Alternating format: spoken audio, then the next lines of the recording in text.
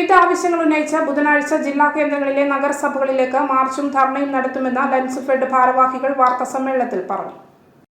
Kudumbashree facilitation സെന്ററുകളെ കെട്ടിട നിർമ്മാണ അനുമതിക്ക് വേണ്ടിയുള്ള പ്ലാൻ വരപ്പ് കേന്ദ്രങ്ങളാക്കുന്നതിനെതിരെ ബുധനാഴ്ച നഗരസഭാ ഓഫീസിലേക്ക് മാർച്ചും ധർണയും സംഘടിപ്പിക്കും. കുടുംബശ്രീ പ്ലാൻ ഫെസിലിറ്റേഷൻ സെന്ററുകൾ നിർത്തലാക്കുക, ലൈസൻസുകളുടെ തൊഴിൽ സംരക്ഷണം സർക്കാർ ഉറപ്പുവരുത്തുക, സിവിൽ എഞ്ചിനീയറിംഗ് പ്രൊഫഷന്റെ മാന്യത തകർക്കാതിരിക്കുക, 2 തരം ലൈസൻസുകളെ സൃഷ്ടിക്കാതിരിക്കുക തുടങ്ങിയ ആവശ്യങ്ങൾ ഉന്നയിച്ചാണ് ജില്ലാ കേന്ദ്രങ്ങളിലെ നഗരസഭകളിലേക്ക് മാർച്ചും ധർണയും നടത്തുന്നതെന്ന് ലൻസ്ഫെഡ് ഭാരവാഹികൾ വാർത്താസമ്മേളനത്തിൽ പറഞ്ഞു. സർക്കാർ അംഗീകാരമുള്ള ലൈസൻസ്ഡ് എഞ്ചിനീയേഴ്സ് ആൻഡ് സൂപ്പർവൈസേഴ്സ് ഫെഡറേഷനിൽ അംഗങ്ങളായവരെ പട്ടിണിയിലേക്ക് നയിക്കാനുള്ളതാണ് പ്ലാൻ വരയ്ക്കൽ കുടുംബശ്രീ യൂണിറ്റുകളെ ഏൽപ്പിക്കാനുള്ള തീരുമാനം. സർക്കാരിന്റെ പുതിയ തീരുമാനം ലൈസൻസ്ഡ് എഞ്ചിനീയർമാരുടെ തൊഴിൽ നഷ്ടമാക്കും.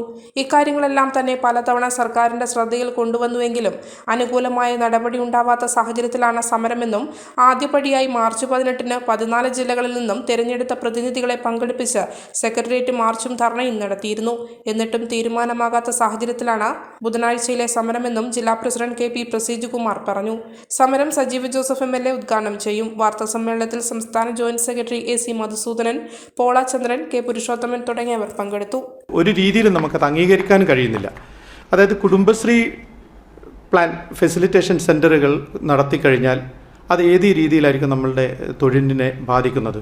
ഒന്ന്. രണ്ടാമത് ലൈസൻസുകളുടെ തൊഴിൽ സംരക്ഷണം എങ്ങനെയാണ് സർക്കാർ ഇനി ഉറപ്പുവരുത്തുന്നത്?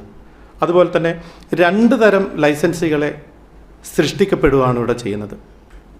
എന്തുകൊണ്ടാണ് എഞ്ചിനീയേഴ്സ് എന്ന വിഭാഗത്തിന് നേരെ ഇത്തരം ഒരു തീരുമാനം എടുത്തു വന്നത്? ഇതാണ് സർക്കാരിനോട് നമുക്ക് ചോദിക്കാനുള്ളത്.